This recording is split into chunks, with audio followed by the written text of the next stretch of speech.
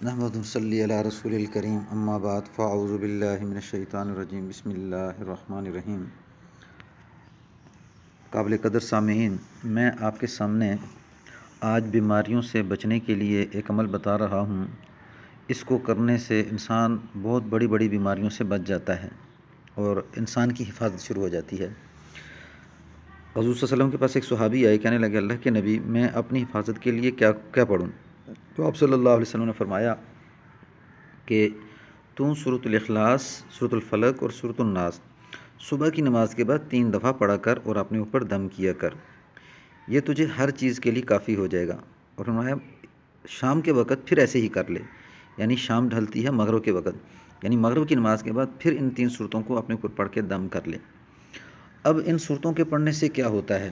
یاد رکھیں، جتنے بھی ہماری بیماریاں چل رہی ہیں وہ کسی بھی شکل میں ہوں، بیماری کی شکل میں آ چکی، یا کوئی حسد کرتا ہے دشمنی کی شکل میں، اور اسی طرح جادو کی شکل میں، اسی طرح جنات کی شکل میں، اور جسمانی بیماریاں جتنی چل رہی ہیں، تو یہ سب تکلیفیں ہیں، اور ان تکلیفوں سے بچنے کے لیے حضور صلی اللہ علیہ وسلم نے عمل بتایا ہے کہ تم اگر ان 3 صورتوں کو پڑھ لو گے تو کوئی بھی تکلیف تمہیں جو پہنچنے والی ہے اللہ سبحانہ و تعالیٰ ان کی برکت سے بچا دے گا۔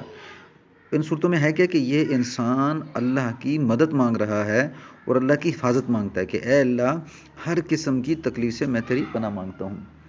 تو اس لیے یہ صورتیں نہایت ضروری ہیں۔ اب سورۃ الفلق کے اندر جو ترجمہ ہے کیا ہے؟ کہہ دو کہ میں پناہ مانگتا ہوں صبح کے رب کی، قل اعوذ برب الفلق، کہہ دو کہ میں پناہ مانگتا ہوں صبح کے رب کی۔ کس چیز سے؟ من شر ما خلق، کہ ہر قسم کے شر سے جو تو نے پیدا کیا، یعنی ہر قسم کی تکلیف سے جو تو نے پیدا کیا۔ اب یہ جو آیت چل رہی ہے من شر ما خلق کے اندر، کہ ہر قسم کی تکلیف سے جو تو نے پیدا کی ہے۔ اب اس آیت کے اندر جتنے بھی بیماریاں چل رہی ہیں وہ ساری کی ساری بیماریاں داخل ہو چکی ہیں کہ جیسے ہی یہ سورت جملہ پڑھا تو ساری بیماریوں سے اللہ سبحانہ و تعالیٰ حفاظت شروع کر دیتے ہیں۔ اور پھر آگے ومن شر غاسق اذا وقب میں فرمایا کہ جب اندھیری رات کے شر سے جب وہ چھا جائے، اور اسی طرح من شر النفاثات فی العقد، اور فرمایا کہ گروہوں پر پڑھ پڑھ کر پھونکنے والوں کے شر سے جب وہ اس گروہوں پر، یعنی کہ جب وہ جادو کرے، اور من شر حاسد اذا حسد، اور جس وقت حسد کرے تو اس کے شر سے اے اللہ میں تیری پناہ مانگتا ہوں۔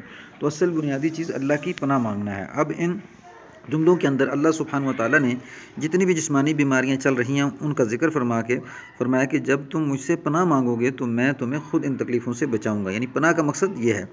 اور سورۃ الناس کے اندر جتنے بھی شیطان وسوسے پیدا کرتا ہے تو ان وسوسوں سے اللہ سبحانہ و تعالیٰ سے یہ بندہ پناہ مانگ رہا ہوتا ہے، کیونکہ شیطان ہی انسان کو گمراہ کرتا ہے، اور وہ یہ چاہتا ہے کہ یہ انسان دنیا سے ایمان کے بغیر چلا جائے۔ اور یاد رکھو کہ یہ دونوں صورتیں انسان کو دنیا میں بھی کام دیتی ہیں اور موت کے وقت بھی کام دیتی ہیں۔ فرمایا کہ آپ صلی اللہ علیہ وسلم جیسی صورتیں نازل ہوئیں تو آپ کے الفاظ چل رہے ہیں، فرمایا آج مجھ پہ وہ صورتیں نازل ہوئی ہیں جو میرے دنیا اور آخرت کے کاموں کو بنانے کے لیے کافی ہیں۔ اب ذرا سوچیں کہ یہ الفاظ ہیں کہ آج مجھ پہ وہ صورتیں نازل ہوئی ہیں کہ میرے دنیا اور آخرت کے کاموں کو بنانے کے لیے کافی ہیں۔